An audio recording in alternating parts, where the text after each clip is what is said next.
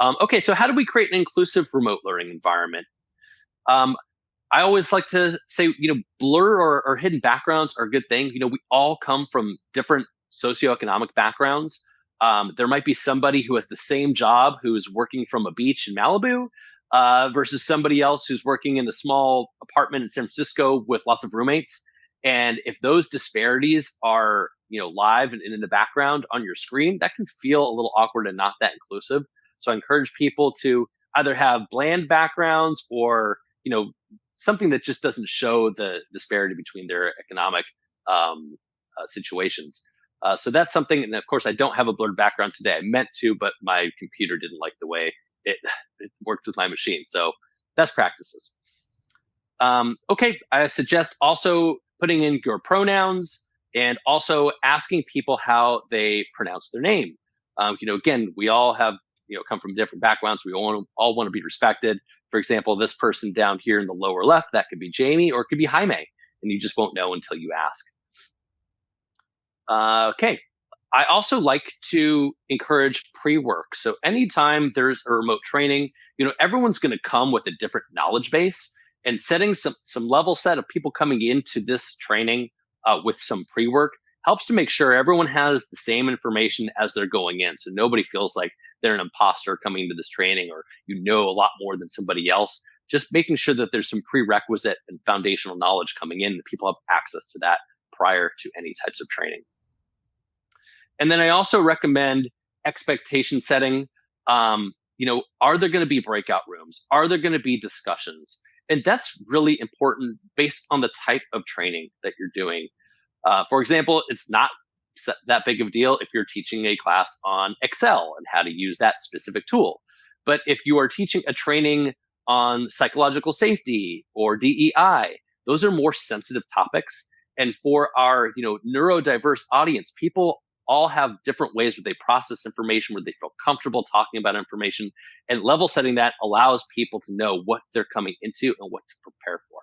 Again, just another inclusive way to think about expectation setting in a remote environment. And are there going to be assessments and exercises in the training or outside of the training? Again, that just gets people thinking about performance. And do they need to perform in the actual training? And it's just a good way to level set. And then, of course, terms of engagement. We're probably all used to this. We did it in this training right now. When are the questions appropriate? When's the chat going to be leveraged? For the extroverts out there, we might be raising our hand all over the place in the middle of the training. For the introverts, they might be waiting to the end or just typing it. And so it just allows everybody to understand how to play the game before entering in. Okay, so I also think it's important to encourage techniques for employees to practice new skills remotely. So, we're not in the office all having these same types of, social cues of people practicing the new skills with each other, all around each other. So when you're delivering a training, are you giving people the tools to apply those new skills? Do they have a worksheet?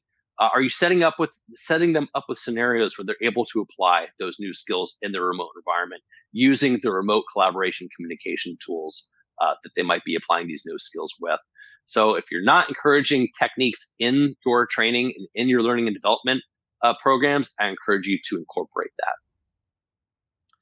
And then, of course, this is a way for you to practice and assess skills in the training. So if you're just delivering a presentation like we're doing right now, again, that's one way to do a training and get information. But I always encourage taking the extra time to practice and assess those skills in the actual live training. That gives people a little bit of way to flex those new muscles in a safe place, in a guided space, so that they can, again, coming back to that last slide, create and use those new skills in new scenarios that you're recommending for them.